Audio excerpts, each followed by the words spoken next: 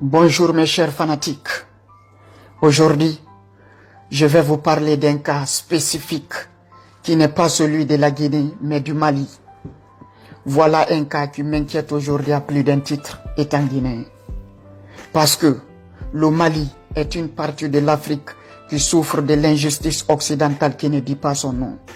Et cela doit inquiéter tout homme conscient du retard de l'Afrique. Je vois le Mali gouffré dans une trahison qui ne montre pas son vrai visage. Le plus pur dans tout ça, Ras Bach, qui devrait être le porte-flambeau de la voix royale du peuple du Mali, a préféré l'argent politique de gauche qu'à la dignité patriotique de droite. Ras Bach était un modèle pour ma détermination activiste dans mes débuts de blogueur, car je le suivais à la lettre. Mais aujourd'hui, je ne lui reconnais plus, parce qu'il est devenu une véritable contradiction progressiste de la France qui se garantit par elle-même en profitant de la crise de paix du Mali. Ras Bach, j'ai un petit conseil pour toi.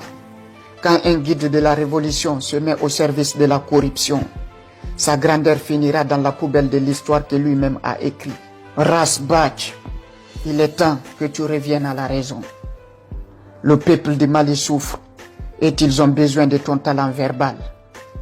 Ce talent verbal que Dieu t'a donné pour libérer ce peuple, ne le mets jamais au service de la corruption, car ça ne va te profiter en rien.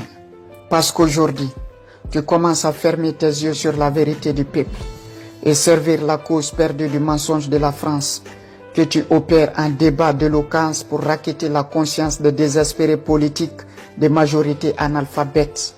Ras Bach, tu sais là où tu as perdu le contrôle? C'est quand tu as fusionné la politique avec ta popularité de chroniqueur, en croyant que tu es arrivé au sommet, où tu peux tout saboter pour changer la règle du jeu du gouvernement à ta faveur. Ça te rend grand dans le compte bancaire, mais en restant petit dans le commentaire du peuple. Ras Bach, aurait été moi à ta place, j'allais préférer la vérité du peuple qu'à l'argent de la bêtise politique. S'il vous plaît, le peuple du Mali, mettez de côté la haine et les injures. Cela ne vous grandira jamais.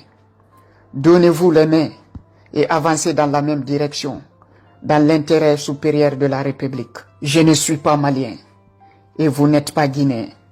Nous ne sommes que des Africains, fiers d'être ce que nous sommes par destin et par nos cultures. Vive le Mali, vive l'Afrique, vive la prise de conscience. On est ensemble. Que l'Afrique soit bénie et ses enfants partout dans le monde soient protégés par Dieu.